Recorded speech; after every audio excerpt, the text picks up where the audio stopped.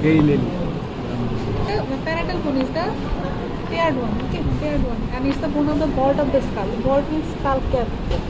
So what are the things actually we have to identify? Is it the right side or left side? There are 4 angles, okay. If I hold it like this is the proper manner of holding, just like this, okay. So we have the anterior superior angle, anterior inferior angle. Then you have the posterior superior angle and the posterior inferior angle. So how can I identify this? The anterior inferior, this is the acute. Acute means below 90 degree, and the prominent angle directing downwards and forwards, okay. If this angle is broken, how can you identify this is the anterior inferior? There is a vascular marking. There is a vascular marking, okay, by this thing.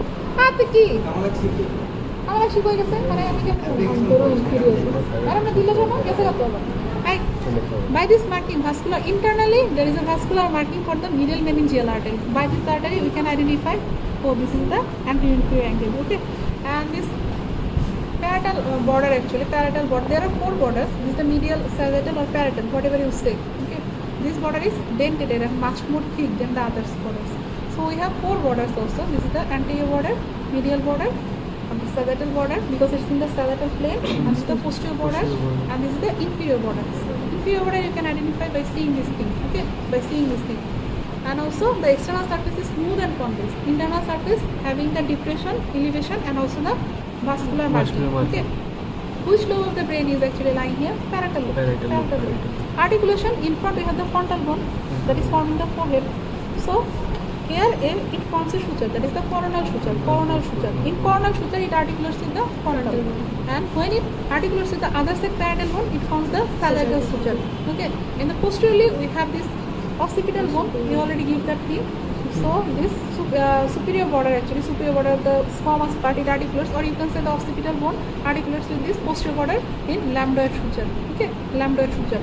And here 3 bones articulate. If I hold it, 3 bones articulate. This anterior, near this anterior inferior angle, there is the greater ring of the sphenoid. Then this portion is for the squamous part of the temporal bone. This portion is for the mastoid part of the temporal bone. Okay, 3 bones serially articulate. Jana, Bhusha system, yeah. So this is the articulation. They ask you about the articulation, okay. And also here are 2 lines. You can say this one line and one line. This is the superior temporal line, inferior temporal line. Superior temporal line gives attachment to the superior temporal fascia, and inferior temporal line gives attachment to the temporalis muscle. Temporalis, why it is important? Because it's the muscle of mastication, chewing muscle. Okay, that's the thing. And also this elevation is termed as the parietal tuberosity. We can feel it here. We can feel it here in the theory. We can feel. I mean, superior part one also comes from the lateral part of the epicranial aponeurosis. Lateral part. Yes, that's what we think. But we ask you about the fascia. So this is the parietal tuberosity. Why it is important? Because it's a bony landmark, and just below it, we have an important area of brain. What is that? Vernix. Not the focus. Vernix is sensory area. Okay.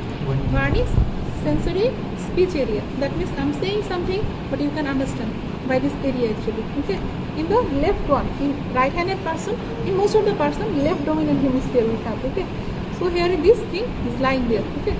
And then what is the function of the right dominant hemisphere? Someone actually likes much more to hear the music and also artistic thing and also whatever the thing na. That's the function of that area. Okay. When they articulate actually, here the frontal bone, parietal bone, and below there is the sphenoid and the squamous part of temporal bone. There are 4 bones na. This articulation, this 4 bone articulates by forming a H-shaped suture. This area is termed as the pterion. What is the importance of pterion here? Just below it we have the medial meningeal artery, right? And also we have another thing. Just below the pterion we have the stem of the lateral sulcus and another area, Broca's motor speech area. Vernix was the speech sensory speech area, and Broca's is the motor. That means I'm talking by the help of some muscles, by the larynx, and the tongue. So this is the Broca's motor speech area here. And also this is the weakest point. If I consider that this pterion is the weakest point, why? Because there are 4 bones that are uniting. There is nothing like intact one. So what will happen if I actually hurt anyone here in the pterion? Okay. Sometimes we actually used to fight alone. Someone actually did this thing, did this area. What will happen? There will be broken down, and this medial meningeal artery will be torn. If this is torn, some patient actually say that my patient was good. Attendant say that my patient was good, but after some time she actually died during talking. Why? Because this medial meningeal artery is actually torn, and there is the extradural hematoma, and ultimately the patient will die. Okay, that's the thing. Motor aphasia develop, whatever the thing is. Okay, that's it. Then you can ask me, what is this division? This is the posterior division of the middle meninges, but this is the anterior division. Okay, and in case of the adult skull, we call this bony landmark as the terium, but in case of the fetal skull, we call this as the anterolateral fontanelle, or we can say another thing, that is the sphenoidal fontanelle. Okay, and similarly, there is another point. Here is actually articulates. Here is the articulation between the mastoid part, parietal part, and the occipital bone. Okay, this 3 bone articulate. This term is termed as this point is termed as the asterium. In case of the adult skull, asterium. But in case of the fetal skull, what is the name we use? Temporal fontanelle. What is the mastoid fontanelle?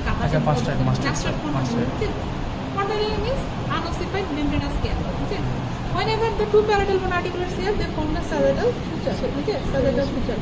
And here it articulates by the coronal suture. So this point, meeting point of the coronal and the sagittal suture, this point is in adult skull.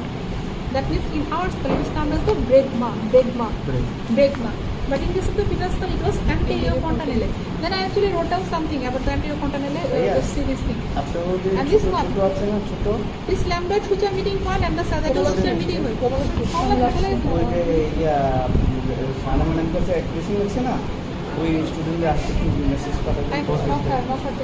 So this sagittal suture and the lambdoid suture meeting point is termed as the posterior fontanelle in case of the fetus. Okay.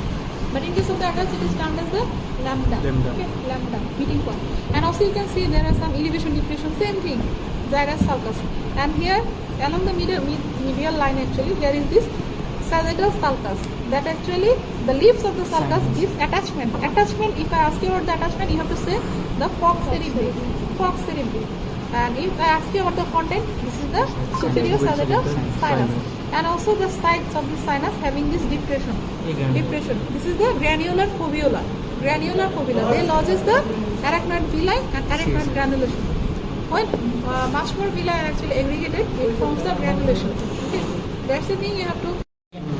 Which side? Left or right? Right, because the anterior angle is downwards, forwards, more acute angle. Internally, it is marked by the groove for the anterior division of the middle meningeal artery. If the angle is broken, still this groove I can see now.